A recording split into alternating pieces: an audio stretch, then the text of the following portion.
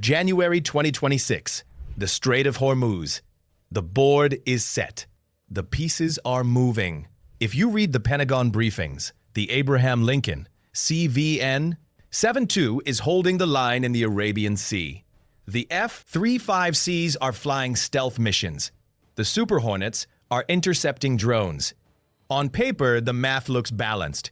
But here at Navy with Kevin, we don't read press releases. We read the logistics manual. And when you run the sustainment calculus on this deployment, the equation collapses. Look at the numbers. The Lincoln has been on station for 47 days. The carrier air wing has flown 1,200 sorties. The magazine is depleting. The crew is exhausted. The reactors are running hot. And the Iranian threat isn't shrinking, it's metastasizing. Every day, Tehran moves more mobile launchers into the mountains. Every night, the Houthi proxies launch another wave of Shahed drones from Yemen. The threat density is absolute. The reaction window is zero. This isn't a sprint anymore. This is a marathon. And marathons aren't won by a single runner. They're won by relay teams. Right now, steaming east through the Mediterranean is the relief variable. The USS Gerald R. Ford. CVN 7-8. The Pentagon hasn't confirmed it's joining the fight. They call it a routine deployment. Do not believe the handshake. The math demands this ship because CVN 7-8 isn't just another carrier. It's the first ship of a new species. While the Lincoln is the peak of 50 years of Nimitz-class evolution, the Ford is the beginning of the next 50. This ship doesn't glide into the Persian Gulf. It arrives like a fortress. And today, we're going to decode why CVN 7-8 is the key to transforming a defensive holding pattern into an offensive stranglehold.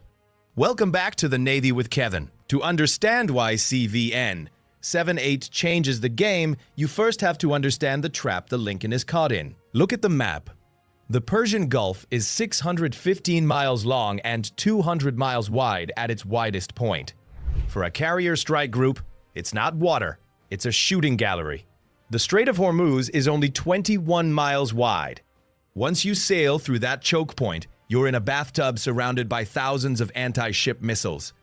The Iranian doctrine is simple: area denial. They don't need to sink a carrier.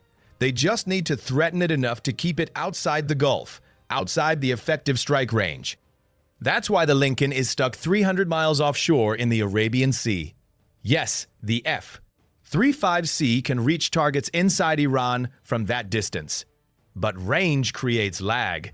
By the time the stealth fighter identifies a mobile missile launcher, transmits the coordinates, and the strike package arrives, the launcher has moved. The Lincoln is fighting yesterday's war with tomorrow's jets. Now look at the air wing composition. The Lincoln is carrying 48 strike fighters. Sounds impressive, right? But break down the mission sets. 20 jets are dedicated to combat air patrol, defending the strike group from drone swarms. 8 are tasked with electronic warfare and suppression of enemy air defenses. That leaves only 20 jets available for offensive strikes at any given time. 20 jets to dismantle a nation-state's military infrastructure. This is the volume problem. The Lincoln can kill anything it can see, but it can't see everything at once. It's a sniper rifle trying to fight a riot.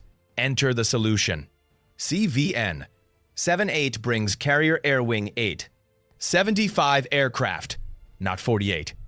75. Why the difference? Because CVN 7-8 was designed from the keel up to generate more sorties with fewer people. The flight deck layout is revolutionized. The Electromagnetic Aircraft Launch System, EMLS, can launch a jet every 45 seconds compared to the steam catapults that need 90 seconds to recycle. The Advanced Arresting Gear, AAG, recovers aircraft faster and with less stress on the airframe. The weapons elevators move ordnance from the magazine to the flight deck in 30 seconds instead of 2 minutes. Do the math. CVN 7-8 can launch 270 sorties per day. The Lincoln maxes out at 180. That's a 50% increase in operational tempo with the same number of flight hours. But tempo is useless without teeth. Let's talk about the magazine depth. The Ford class was designed with future weapons in mind. The munition storage has 30% more cubic volume than a Nimitz class. That means CVN 7.8 can carry an extra 400 tons of ordnance. 400 tons. That's the difference between running dry after 2 weeks of sustained combat and maintaining pressure for 45 days straight. And it's not just volume, it's variety. The Lincoln's magazine is optimized for precision strikes, JDAM guided bombs, AMRAAM air-to-air missiles. CVEN 7.8's magazine includes the next generation. We're talking about long-range anti-ship missiles, LRASM. We're talking about naval strike missiles with 250-mile range. We're talking about the new quicksink anti-ship weapon that turns a $10,000 JDAM into a carrier killer. The Ford doesn't just punch harder, it punches from further away. But here's where CVN 7.8 earns the title Strike Fortress. Look at the power generation. The Lincoln runs on 2 A4W reactors producing 550 megawatts of thermal power. That's enough to move the ship and run the catapults. Barely. CVN 7.8 runs on 2 A1B reactors producing 700 megawatts with 3 times the electrical output. 3 times. Why does this matter? Because war in 2002-6 isn't just kinetic. It's electromagnetic. The Iranian kill chain relies on over-the-horizon radar, OTHR, to detect the carrier strike group from 1,500 miles away. They use satellite data fusion to track movement. They feed that data to mobile anti-ship missile batteries. CVEN 7.8 can fight back. It carries the most advanced electronic warfare suite ever installed on a warship. The AN/S-LQ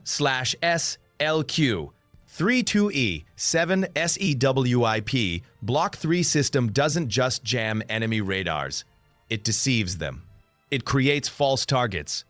It makes the Iranians think there are 5 carriers when there's only 1. It burns out the guidance circuits of incoming missiles with directed microwave energy.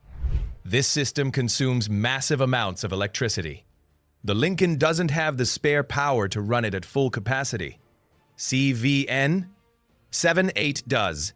The electrical margin means the Ford can operate every defensive system simultaneously while still launching jets, charging laser weapons, and running the desalination plants. The Lincoln is a sword. The Ford is a sword wrapped in an energy shield. Now let's address the elephant on the flight deck. The critics say CVN 7.8 is unproven. They point to the troubled development, the EMALS failures, the elevator breakdowns, the cost overruns. They're not wrong. CVN 7.8 spent its first 3 years debugging systems that should have been tested before commissioning. But here's what the critics miss. Those problems are solved. Between 2021 and 2025, the Ford completed 4 full deployment cycles. EMALS reliability is now at 98%. The weapons elevators are operational. The crew has learned to operate the new systems. The ship isn't experimental anymore. It's proven. And there's a philosophical advantage to being the new platform. The Iranian military has spent 20 years studying how to kill a Nimitz-class carrier. They've wargamed every scenario. They know the radar signature. They know the defensive patterns. They know the weaknesses. CVN 7.8 is an unknown variable. The thermal signature is different. The electromagnetic profile is alien. The combat tactics are untested by the enemy. In warfare, the unknown is a weapon. CVN 7.8 forces Iran to guess. And when your enemy is guessing, they're losing. But the ultimate reason CVN 7.8 is the strike fortress isn't technical. It's strategic. Look at the operational concept. The Pentagon isn't sending CVN 7.8 to replace the Lincoln. They're sending it to create a hammer and an anvil. The Lincoln stays in the Arabian Sea, maintaining the stealth pressure. The F-35Cs continue to hunt mobile targets, suppress air defenses, and gather intelligence. CVN 7-8 enters the Gulf of Oman, 150 miles closer to the Iranian coast. From this position, the Super Hornets and F-35Cs from CVW 8 can strike targets across the entire breadth of Iran's military infrastructure. This creates a pincer. Iranian commanders now have to defend against threats from two axes. They have to split their surface-to-air missiles. They have to divide their radar coverage. They have to choose, defend Tehran or defend the nuclear facilities at Natanz. They can't do both. And while they're making that impossible choice, CVN 7-8 becomes the shield wall for the entire strike group. Its advanced radar, the AN/SPY-6, can track 1,000 targets simultaneously. It can see ballistic missiles launch from 2,000 miles away.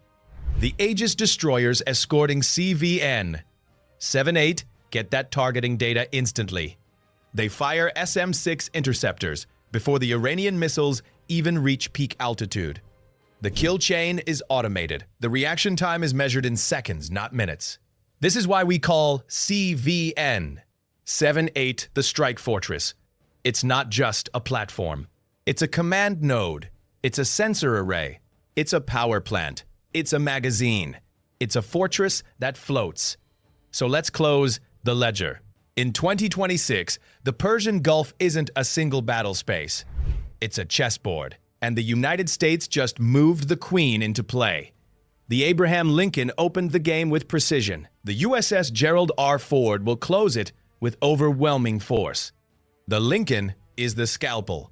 The Ford is the fortress. Together, they create a combat geometry that Iran cannot escape. This isn't about fair fights. This is about making the enemy's victory mathematically impossible. We don't hope they surrender. We engineer their defeat. So the next time you hear routine deployment, remember this. In the language of naval warfare, routine means inevitable. If you want to understand how the Pentagon wins wars before they start, then you're in the right place. Type fortress in the comments if you understand that naval dominance isn't about ships, it's about systems. Hit that subscribe button. This is Navy with Kevin.